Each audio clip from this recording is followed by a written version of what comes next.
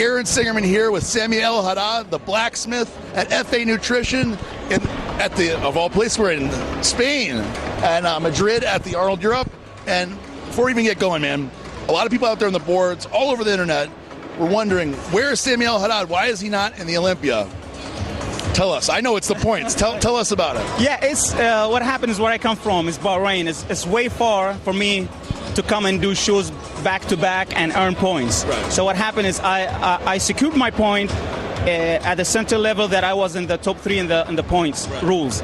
But then when I got back home and stopped preparing, I started falling back. But unfortunately, with no disrespect to the other athletes, but I looked in the points rules, I looked much better than the guys. But when it comes to the rules is rules. But let's talk about the points, okay?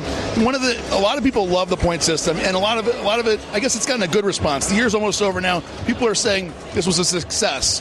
One of the things that you can point to, people could point to, and I point to as one of the reasons that it wasn't a total success is you. Yeah. Because you got a guy who, it's very possible, could have been contending or winning the 202 Olympia, did not, or the 212 Olympia, was not even in the show because of the points. Right. It's success going to be for the IFBB itself, going to force the athletes to compete more often, and the shows will be full of athletes competing and earning points. It's too bad for us as an athlete who lives way far from the States, that it takes you about 18 to 20 hours to reach the state and do a show. So if I go do a show this month and next month I have to go fly back to Bahrain, so it will be a hassle for me.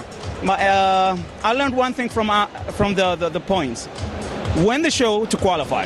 Yes. So what I'm doing is I'm gonna come to the shows now with the A game, win the show, stay away from the point thing.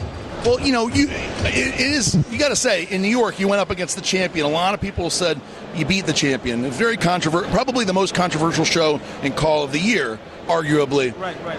You walked away. I watched some of the interviews you did. You walked away from that really not as disappointed as I thought you might be. Visibly. Was it because you knew you're going up against the champ, or you just knew not to, not let it show? Actually, a lot of people bet on me that if I leave the amateur level and go to the professional, I would be out of top 6. So I took the challenge and I said I'm going to do New York Pro, where Jose Raymond and Kevin English going to be there, and the toughest guys in 2-on-2. If I put myself up to the test and prove myself that I can hang out with these guys, I have no problem. So I competed with them. It was a tough battle. I was with 3 times Mr. Olympia 2-on-2 and Jose Raymond, unbeatable, untouchable, and I hang out with them. I was so happy. I don't care where I place. As long as I'm top 3, I hang out with them. I was so happy. I respect the judges' decision, and at least I introduced myself in a good way this time. It was very nice to see that, in interviews, a lot of times guys end up looking bitter or upset. You ended up looking happy, and I think you got a lot of fans because of that, I really Man, if I didn't respect the judges, who would I respect? But at the end, I'm going to come to my fans in New York next year. I'm going to give them what they're looking for. Okay, let's talk about the Olympia for a second. I'm assuming you watched it. Did you watch it on the webcast? Live, and I was doing treadmill that time.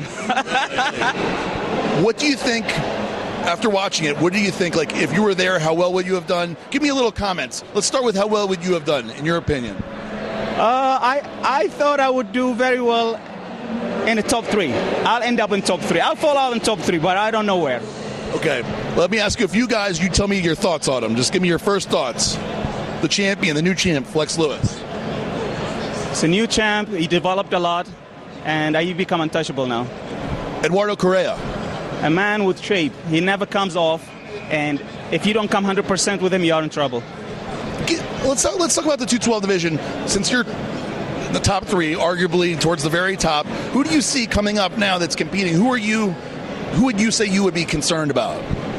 To be honest, there's a guy called Auguste. Al Auguste.